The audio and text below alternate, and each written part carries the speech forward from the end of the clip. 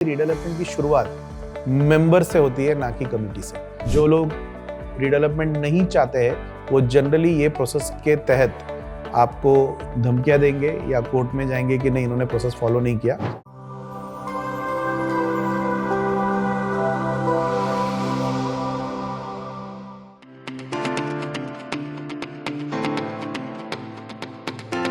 नमस्कार, रीडेवलपमेंट के master class में आपका स्वागत है। मैं लक्ष्मी नारायण, मैं पढ़ाई लिखाई से सीए और एमबीए हूँ, पर पिछले 5 साल में मैंने 400 से ज़्यादा सोसाइटीज़ को रीडेवलपमेंट के लिए मदद किया है हमारे ड्रीम्स रीडेवलप प्राइवेट लिमिटेड इस कंपनी से। तो ये मास्टर क्लास हम बनाना चाहते थे ताकि लोगों को एक रीडेवलपमेंट के प्रोसेस का क्लैरिटी आए, क्योंकि हमारा पहला जनरली सवाल लोगों का होता है कि हमको रीडेवलपमेंट करना है तो हमको अभी क्या करना पड़ेगा। तो रीडेवलपमेंट के लिए सबसे ज़रूरी है सेक्शन 79 है। अगर आप कोऑपरेटिव सोसाइटीज़ हो तो कोऑपरेटिव सोसाइटीज़ एक्ट के सेक्शन 79 है, जिसके अंडर एक गाइडलाइन महाराष्ट्र गवर्नमेंट ने दिया है 4 जुलाई 2019 का। तो ये गाइडलाइन के अंतर्गत आपको रीडेवलपमेंट का प्रोसेस के बारे में उन्होंने जानकारी दी है। तो ये पूरे प्रोसेस को मैं संक्षिप्त में आपको बता देता हूँ कि रीडेवलपमेंट का प्रोसेस अगर चालू करना है तो आपको क्या करना पड़ेगा। सबसे पहले बात, रीडेवलपमेंट का प्रोसेस चालू कौन करेगा? तो रीडेवलपमेंट का प्रोसेस चालू करेंगे मेंबर्स, और गाइडलाइन के हिसाब से 20% ऑफ द मेंबर या 1/5, ओके, मतलब आपके यहाँ पे अगर 10 लोग हैं तो 1/5 हो जाता है 2 मेंबर। तो 10 लोगों के सोसाइटी में 2 मेंबर्स ने एक चिट्ठी लिखना है मैनेजिंग कमेटी को कि हमको रीडेवलपमेंट चाहिए, और उसके कारण आप चाहे तो लिख सकते हो कि लिफ्ट नहीं है या पार्किंग नहीं है या मेंटेनेंस बढ़ रहा है या जो और तकलीफ है, ये आप लिख के मैनेजिंग कमेटी को आप एक चिट्ठी लिख सकते हो। तो इसमें मिनिमम 1/5 है, तो ऐसे ज़रूरी नहीं है कि सिर्फ 2 ही लोगों ने देना है। आप 4 या 5 लोग मिलके भी आप मैनेजिंग कमेटी को एक लेटर लिख सकते हो कि हमको रीडेवलपमेंट चाहिए। ये पहला स्टेप के बाद मैनेजिंग कमेटी की ये जिम्मेदारी है कि वो एक स्पेशल जनरल बॉडी मीटिंग बुलाए, 14 दिन का नोटिस दे, और वो मीटिंग में 2/3 कोरम हो, और वो मीटिंग में अगर 51% लोगों ने बोल दिया कि रीडेवलपमेंट करना है तो आपके रीडेवलपमेंट की प्रोसेस की शुरुआत सोसाइटी की तरफ से हो जाती है। एक बार ये रीडेवलपमेंट की प्रोसेस होती है तो उसके बाद गाइडलाइन के हिसाब से ये बोला गया है कि आपको या तो एक पीएमसी या आर्किटेक्ट, कभी कभी इस दोनों में लोग कंफ्यूज हो जाते हैं। तो पीएमसी का काम होता है कोऑर्डिनेट करना और आर्किटेक्ट का काम होता है फिजिबिलिटी करना। तो गाइडलाइन के हिसाब से पीएमसी और आर्किटेक्ट ये शब्दों का इस्तेमाल किया गया है। तो आपको एक पीएमसी या आर्किटेक्ट आपको इलेक्ट करना है, और इनका काम होगा फिजिबिलिटी करके देना। फिजिबिलिटी का मतलब होता है कि आपके यहाँ पे कितना कंस्ट्रक्शन होगा, उस कंस्ट्रक्शन के लिए कॉस्ट कितना लगेगा, और ये सब कंस्ट्रक्शन के कॉस्ट के बाद आपको कितना कारपेट एरिया मिलना चाहिए जो आपके हक का है। तो फिजिबिलिटी रिपोर्ट होता है सेकेंड स्टेप, जो आर्किटेक्ट या पीएमसी जो भी कोऑर्डिनेट करता है वो आपको बना के देता है। फिजिबिलिटी रिपोर्ट प्रेजेंट होने के बाद सोसाइटी जा सकती है टेंडर के लिए।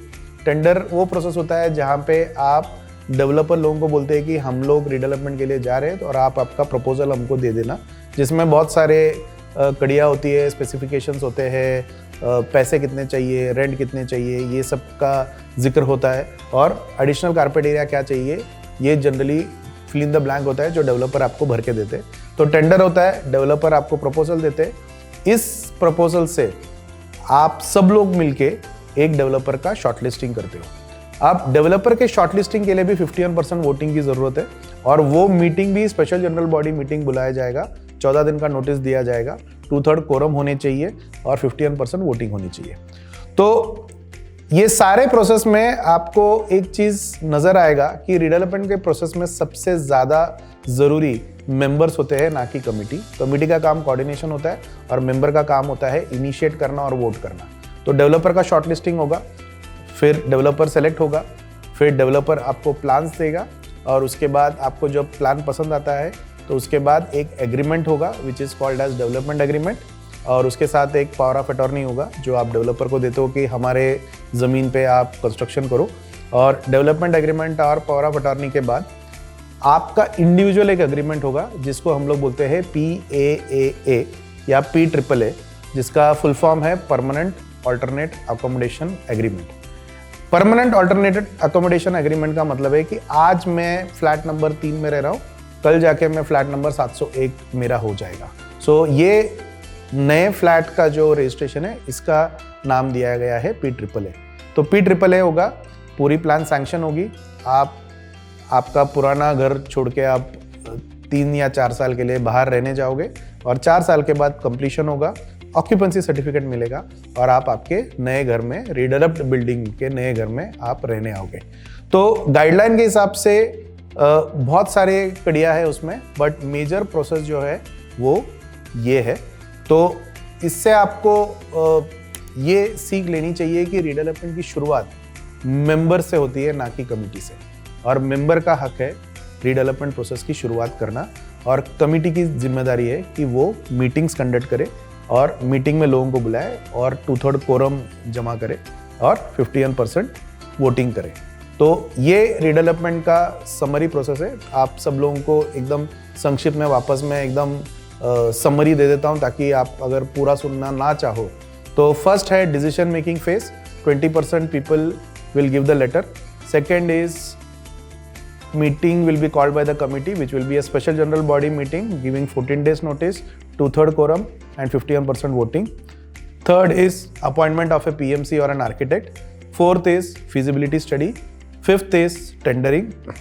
Sixth is post tendering developer का shortlisting, which will again be done by 14 days notice, special general body meeting, 2/3 quorum और 51% वोटिंग। फिर उनका प्लान, फिर डेवलपमेंट एग्रीमेंट, फिर उसके बाद परमानेंट अल्टरनेट एकोमोडेशन एग्रीमेंट जो आपका होता है, और सैंक्शन के बाद आप यू विल मूव आउट, और उसके बाद जब पूरा बिल्डिंग कंप्लीट होता है तो ऑक्यूपेंसी सर्टिफिकेट के बाद आप नए घर में रहने आओगे। सो ये पूरा प्रोसेस है जो 4 जुलाई 2019 का गाइडलाइन आपको बताता है, and this is the right process for redevelopment. अगर आपको कोई भी आगे जाके प्रॉब्लम ना हो, क्योंकि अगर जो लोग रीडेवलपमेंट नहीं चाहते हैं वो जनरली ये प्रोसेस के तहत आपको धमकियां देंगे या कोर्ट में जाएंगे कि नहीं, इन्होंने प्रोसेस फॉलो नहीं किया। तो अगर आपको सही रीडेवलपमेंट चाहिए तो आप ये गाइडलाइन के थ्रू, इस प्रोसेस के थ्रू रीडेवलपमेंट कीजिए, तो आप सेफ रहोगे। और अगर आपको ये करने की समझ आती है लेकिन आपको कोई करने वाला चाहिए, तो ड्रीम्स रीडेवलप आपको ये सारा प्रोसेस जो है वो आपको सोल्यूशन करके आपको दे देगा।